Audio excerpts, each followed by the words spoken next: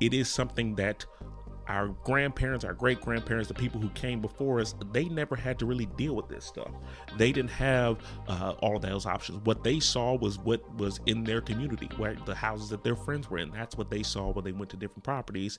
They didn't have access to see all of the amazing things that are out there, and really what's caused kind of to our detriment, right? We're kind of in a position now where we see so much that we don't have. We have access to see what we don't have, that we're getting ourselves into deeper and deeper trouble, right? Our generation is in more debt than in any other generation prior to us, and I don't think that that's an accident. I think that that's because we have access to see all of these amazing things, and we have convinced ourselves that everyone else has it, I need to have it too, right?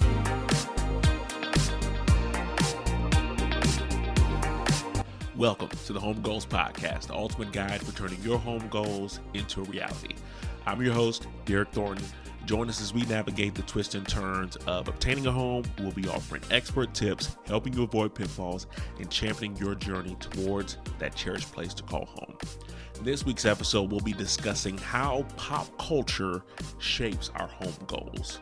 It plays a much bigger role than it probably ever has in the years past, and it will continue to play a huge role as well, as we're connected together through social media, through the internet, and through so many other avenues that just simply didn't exist when our grandparents and our great-grandparents were buying houses.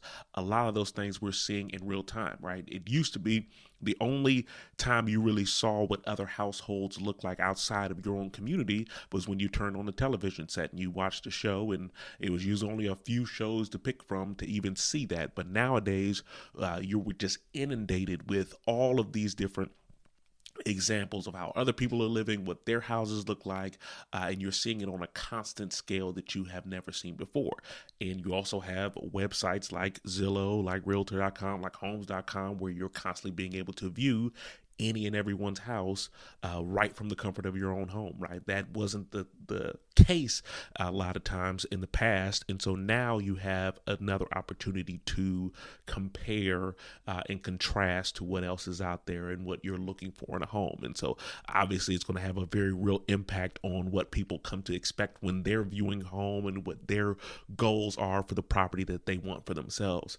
I know a ton of people and have come across a lot of people over the years who have everything in place, right? They have the down payment, they have the funds they need, they got their emergency fund set up, they got all they need to be able to buy a house right now, but they still haven't.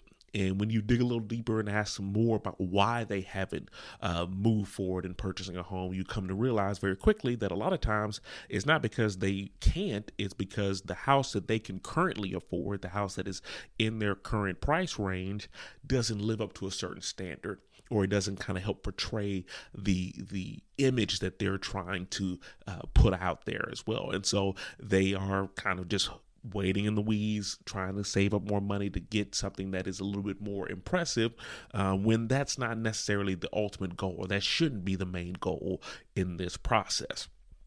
I think of the old Chinese proverb, they say the best time to plant a tree was 20 years ago. The next best time, or the second best time, is right now. And it's no different when it comes to the home purchase. Right? If you have what you need, if you're prepared to make that purchase or buy that home right now, go ahead and do it. Don't wait along for, oh man, I got to be able to wait till I can find a house that has just the right features, or it has all these updates in there and all that stuff. No, too. If you're prepared and you have your ducks in a row, go ahead and do it now. Don't continue to spend money renting and not helping your ultimate goal of being able to build equity and everything like that because you're kind of waiting in the wings. I would hate for you to get down the road 5 years from now and realize that the houses that you were looking at have become even more expensive, and also you have now wasted another 5 years kind of throwing money at renting when you didn't necessarily need to. And so we're just going to talk about some of the ways that I have noticed, even in my career and at my job, the way that pop culture has really shaped what people have as their goals, right? So one of the bigger ones is HGTV, for example. That didn't exist years ago when a lot of people were purchasing, and that's shaped a lot of the ways that people view the home buying process. You think of House Hunters, and right now every episode kind of starts the same way, where they have a couple who's considering moving, looking into a different area. They talk about their budget, and throughout the show, there's only a certain amount of time they have for this episode. And so it's not like they can really walk you through all that a buyer encounters in a typical home buying process.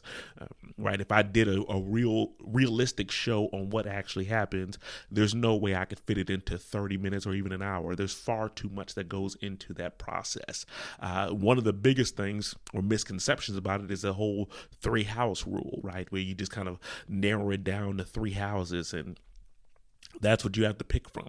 A lot of times that's not the case, right? You have some markets like it was a few years ago when there is literally 1 house at a time that we're looking at and taking into consideration. If you don't like that 1 house, good luck, because it's not much else out there. Whereas now you have more options, you have more properties that you can start to take a look at, but at the same time, it's very rare that it's going to come down to 3 houses and 3 houses only, right? That's just what you just happen to see. We might look at 10 houses, 12 houses, or whatever. It's different depending on the person. But very rarely is it like hey, it's only these 3 that I have to choose from, or I have this many options to get a look at that matches or could be a fit for what I'm looking for in a home. There are always going to be compromises with any property, right? When you look at the part in the episode when they're weighing the pros and cons of a certain house and stuff like that too, there will never be a house that matches everything you're looking for. And if you have found that house, live there for a few years, and I guarantee you'll feel otherwise. There's always something we're looking to change or we're looking to add on to the house. And so you just have to kind of make sure that you are putting yourself out there and understanding that that's not always the way that the process is going to look. It's going to be different for everyone, and you may have more options or more selections than just what you see in those initial episodes or something like that as well. One of the bigger things too that I've noticed as far as just the way that pop culture has shifted things is, when you look at TikTok or Instagram Reels or different things like that, when it's showing houses, whether a house is being featured or if it's someone that's just posting a funny reel or funny piece of content and they just happen to have their house as the backdrop, you'll notice a lot of times the backdrop or what those houses look like, it's usually incredibly nice houses. They always have the most modern, up-to-date finishes and everything in their house. It sets very unrealistic expectations for us. Speaking as someone who has walked through hundreds and hundreds of houses, I can tell you that is not the norm. What you see on social media every day, the backdrops, these houses that these people are filming content in, these are kind of like the nicest properties that are out there. They have all the state-of-the-art finishes and luxury designs and all that stuff. That is not how the typical American, the typical homeowner is living. Those properties do not look like that. Again, I've been through tons of houses that have been for sale. I've been through tons of houses that they were thinking about selling but haven't really sold yet. So they hadn't even put their house into show-ready condition. And again, it's not what you're seeing on these reels, on these videos and everything like that. Like that's kind of a facade or a image that people have wanted to put forward in doing those houses, but that's not necessarily what everything looks like. The other thing you have to keep in mind when you're seeing a lot of things on different social media platforms and TikTok is whatever, is we've seen a huge influx of like people doing all of these DIY trends, right? They have all these different designs, like, hey, I want to upgrade this room in my house, or I want to change this feature. I don't like the way the exterior of my home looks, so I'm going to change it up. And they kind of do like a montage where they document and track like all the changes that they're making to it.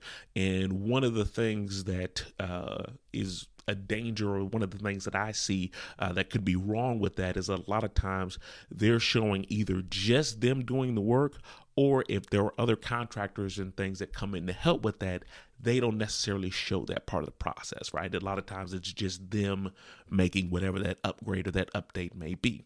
And while that's great, not all repairs or upgrades are created equal, right? So if you're just going to repaint a room, I'm good with you doing that. But like I said, once you start going into more in-depth things where you're messing with plumbing, where you're messing with electrical items in the home, when you're messing with big systems in properties, or you're messing with the overall structure or integrity of the house, those are things where you absolutely need to make sure you have someone who is licensed, who's professional, who's pulling the proper permits for all of that stuff.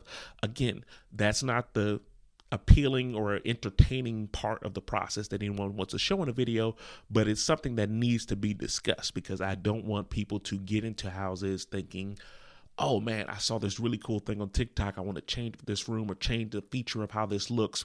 And before you know it, they're getting into the situation where they've made all of these major, massive updates that should have been permitted but weren't.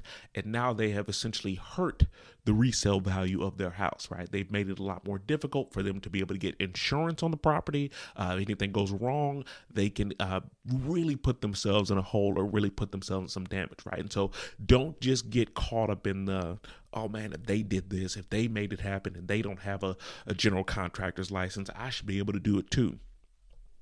That's not how it works, right? I've been in a lot of homes over the years, and I've been in a lot of homes where homeowners have done a lot of DIY projects and messed things up. And again, it can have detrimental effects to your home, and it can really impact the valuation in your home's marketability when it comes time for you to sell. Even if you're thinking, Derek, this is my forever home, I'm always going to be here, I have no plans to leave, still, you need to always have in the back of your mind, if I had to sell this house tomorrow, how bad of a position would I be in, right? How far would I be setting myself back having these particular items or these upgrades or finishes done incorrectly, right? And really also from a safety standpoint as well, right? If I'm not messing with any electrical items, because I don't want to create a fire hazard for my family as well, right? And so all of those things need to be discussed, and don't just jump into something kind of haphazardly without doing the appropriate research. When we think back to our childhood and a lot of the things we saw, a lot of times those things show up in what we're looking in for a house, right? So when you think of people who grew up with the Barbie's dream house, right, and the pink kitchens and the spiral staircases and all that stuff, sometimes that translates into what people are looking for in present day in the houses that they have. And there's nothing wrong with that, right? If that's something that you like or something that you enjoy, great. Just understand there's going to be a lot of things that you may like in a home that the average buyer will not. And when it comes time for you to sell, you're not trying to sell to a specific people that just like the Barbie dream house look, right? You want to sell to as many people as possible. You want that buyer pool to be as large as possible. And especially in today's market, when a lot of buyers are a little bit, you want that to be as high as possible. So you really want to make sure that you have all of those things in place beforehand, before you go through and just make those changes.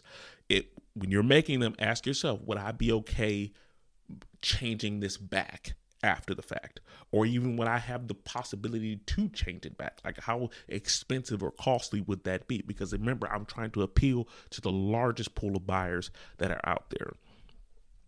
I think about those shows, like MTV Cribs and Selling Sunset and $1 Million Listing and all those different, those have really changed kind of what people aspire to, what people think of as their dream home. And again, I'm not trying to downplay that or disparage that or say that you shouldn't have those thoughts or that shouldn't be something that kind of crosses your mind.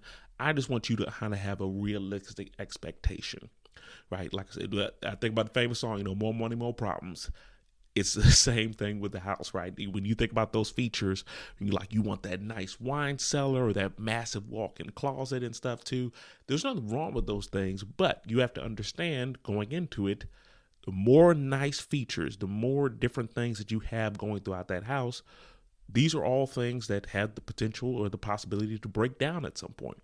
And that's an added expense and added cost that you wouldn't have had, right? To like the wine cellar or the in-home movie theater, right? What happens when the projector stops working, or what happens when the screen has an issue with it coming down as well? Like all these different things, every time you add a new feature, a new design in there, you are doing so with the understanding that, hey, this could cost me more than if I just didn't do it or if I just left it as is. So understanding, like I said, what you're getting yourself into before you reach that point.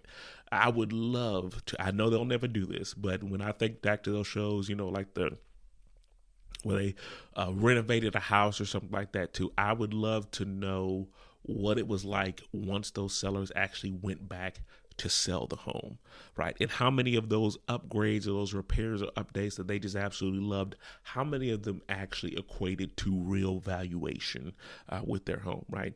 Sometimes it does, sometimes it doesn't. But that's one thing that we don't typically show people when we're going through that process of understanding what all is involved in the process of purchasing or buying, right? They may not be able to see all that's involved in there. And so these are all things that you just have to kind of keep in mind when you're going through the process. I don't want to say this as if I'm like knocking these shows or knocking. They're fun and they're entertaining to watch and everything like that too, but I don't want that to shift what your home goals may be in the process. Everyone's home goals are going to be a little bit different.